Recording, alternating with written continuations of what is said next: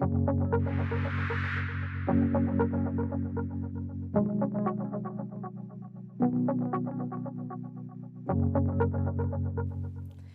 I'm Dr. Rebecca Hewitt. I'm an associate professor in human resource management. Hey, I'm Nico, a 20-year-old German IBA second-year student. So, what about you? Nice to meet you, Nico. I'm Lourdes, I'm 23 years old and I'm from Spain. And I'm a current master's student at RSM, so I'm here to help you answer all your questions and hopefully help you make this important decision. Perfect, then I'd say we just dive right in. So, first question.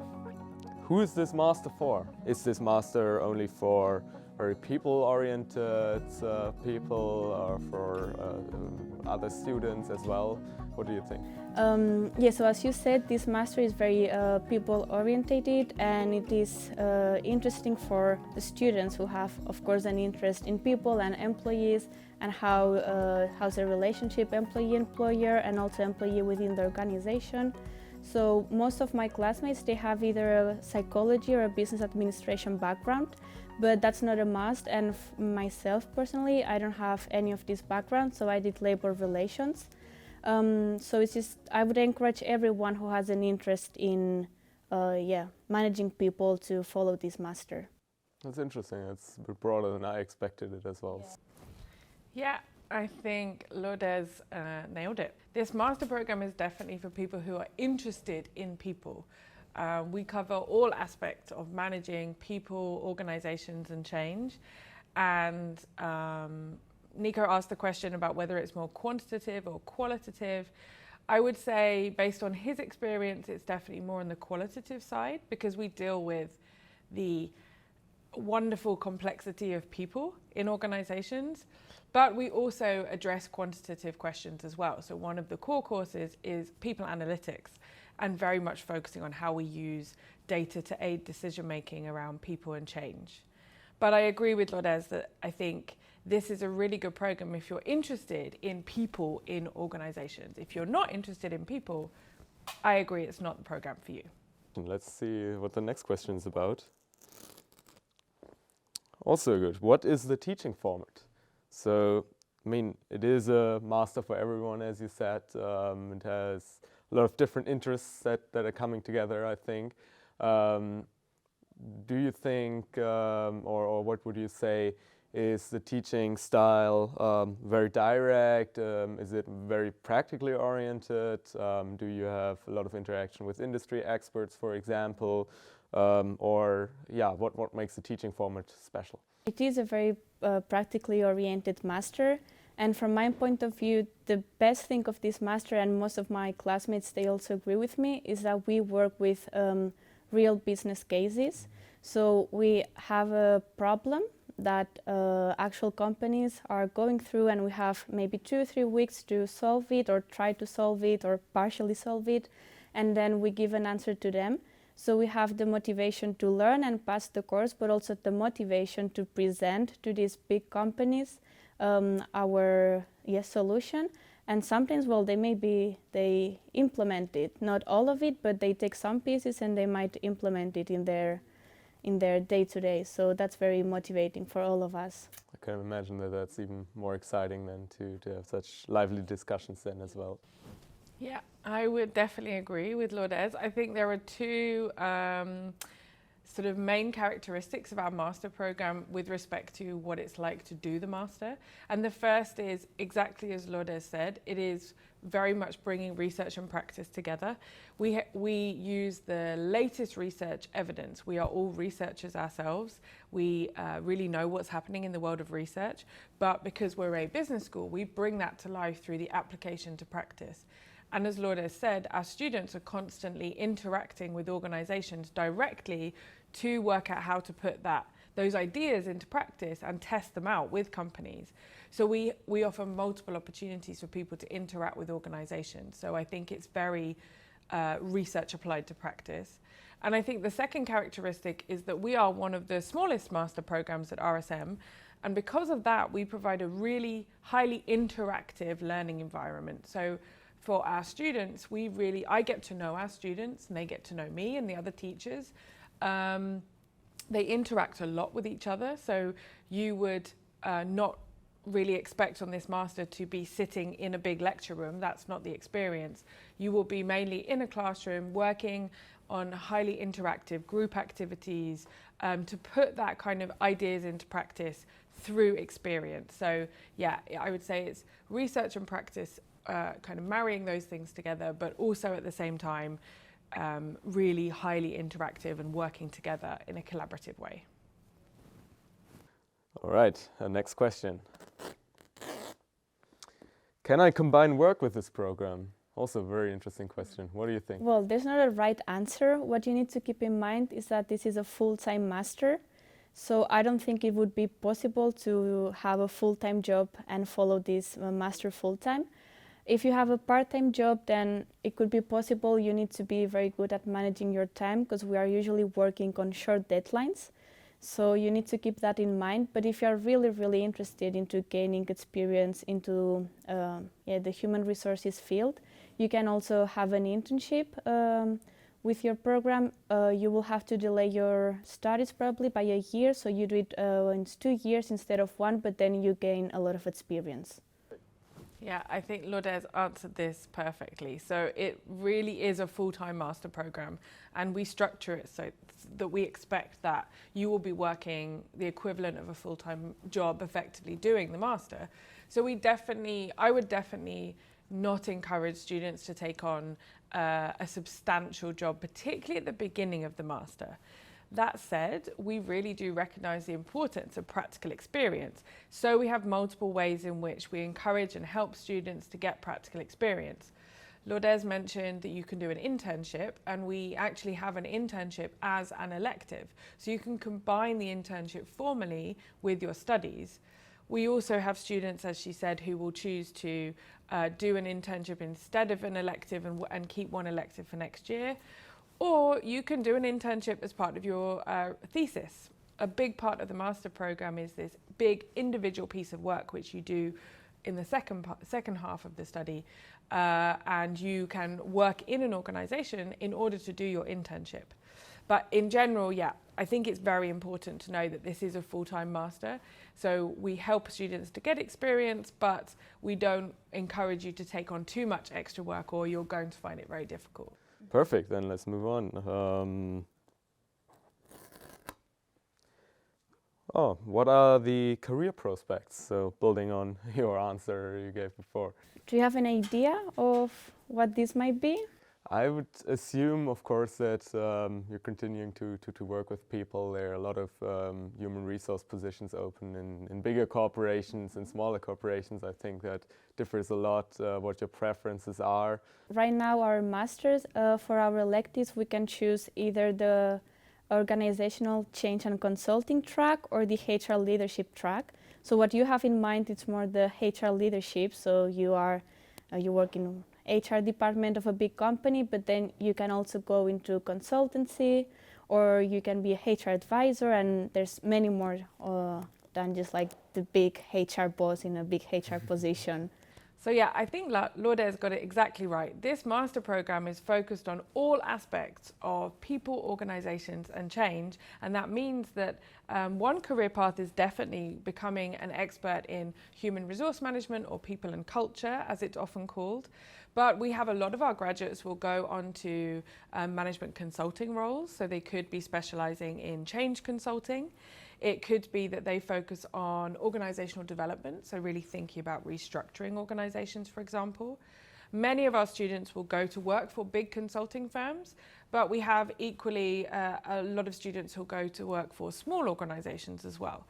The master also prepares you very well for a general career in management. So every year we have quite a few of our students who will go and do a management traineeship in an organization. And because they bring that experience of how organizations work, and particularly the people aspect of that, it's a perfect career path for them. So I think it does offer multiple opportunities. And as Lourdes said, we have these two specialist elective tracks. And the idea behind the two tracks, organizational development and change and human resource leadership, is that we help students to really build on their interests to help them to gain the experience they need for specific careers. We also leave it open to students, so you don't have to specialise. You can choose whatever interests you and keep it more open at the same time. So I think if you're interested in any kind of career around managing or leading people in organisations, this would be a good master. And around about 90% of our students go into graduate level positions within the first year, which we're really happy about. And we have a very vibrant alumni network who really help our graduates to get future jobs as well, which I'm really happy about too. So next on the list. What makes this master at RSM unique?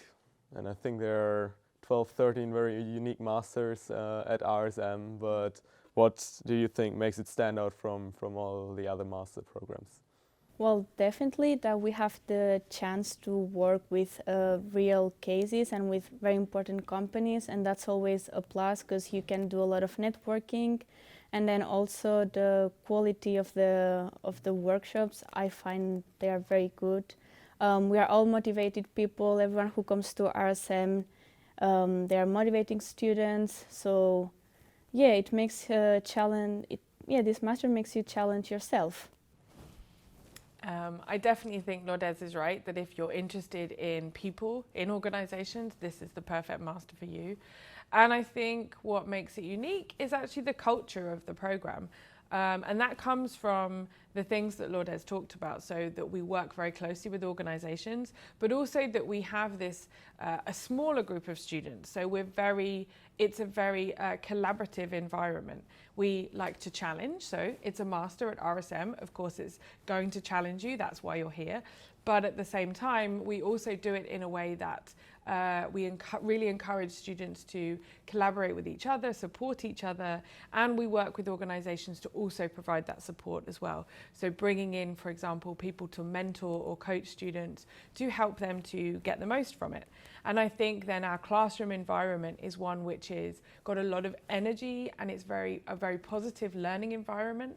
And I think that's one thing that makes our programme unique, I think, is that the people who come in are really interested in people, and because of that they're interested in each other, and I think that really makes a difference. Okay, last question for you. Also longest question. How does this program contribute to creating positive change? Very important question. How does it put RSM's important mission into practice? Well, if you follow this program, it is very likely that you will end up managing people at the end of the day, so you will have the chance to have a real impact on people's life. You will try to make their workspace safer, you will try them to have a good experience as an employee, so I think with this master you really have the opportunity to have an impact on someone else's life. That's a very important information, very important for all RSM students. Thank you. Yeah, I think that our master programme really is built on the principle that work should make people's lives better.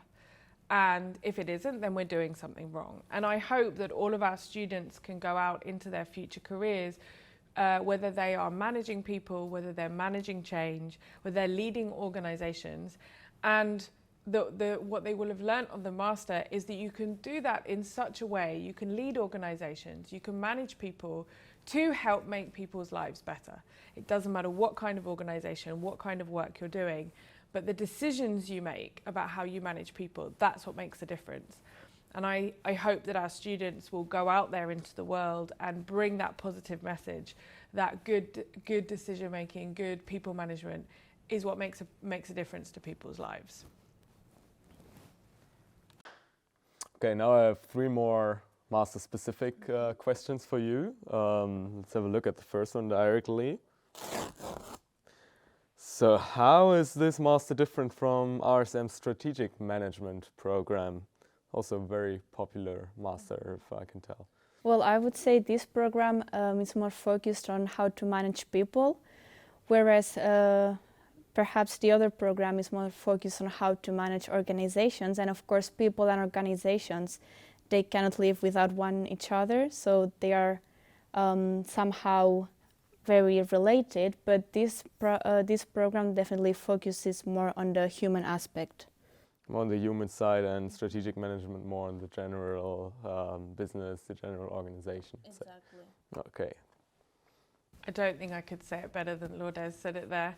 Yeah, strategic management is very much about questions and decision making about the whole organization. In our master program, we are interested in strategic questions, but they are always focused on the people aspect of things, and whether that is about changing the way we do things in organizations, or understanding how people create value and contribute to organizational success. These are the kind of strategic questions we address, but we go beyond that, and we don't just think about it from the organizational angle, but also from the individual's perspective as well. So I think Lourdes' answer was perfect. Okay, next question. Is it true that most students in this master are female? Well, it is indeed true, but I wouldn't call it a female program, so I would encourage all boys and men interested in this program to follow it, and it doesn't matter if it's going to be more women than men in the program. I'm sure if they're interested in people, then they will enjoy it. So at least, yeah, that is also encouraging the boys to even work more there. So thank you.